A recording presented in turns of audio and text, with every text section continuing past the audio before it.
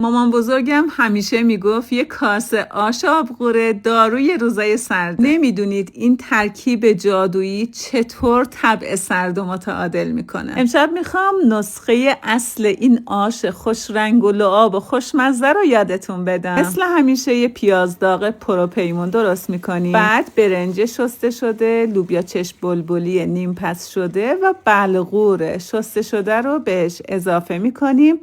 مقدار کافی آب میریزیم، زمان میدیم تا لوبیاها بپزن. حالا وقت اضافه کردن سبزی آش آبغوره، یعنی تره و جعفریه و چند تا دونه آلوی ترش که این آشو خیلی خوشمزه تر میکنه. آب و نمک آش هم اندازه میکنیم. یه 10 دقیقه زمان میدیم. اینورم پوره گوجه رو آماده میکنیم و به آشمون اضافه میکنیم. دوباره یه چند دقیقه بهش زمان میدیم و ربم بهش اضافه میکنیم. برای اینکه آشمون مقوی تر بشه بهش عصاره قلم یا عصاره گوشت اضافه میکنیم. حالا دیگه آشمون کاملا پخته و جا افتاده شده. وقت اضافه کردن نعنا خشکه. آش آبغوره هرچی تندتر خوشمزه تر. آبغوره فراوانم بریزید و در کنار عزیزانتون از طعم بی‌نظیر این آش لذت ببرید. ممنون میشم این پست رو لایک کنید، سیو کنید که در اولین فرصت درست کنید و لطفاً برای دوستاتونم بفرستید تا اینستا پست رو به افراد بیشتری نشون بده.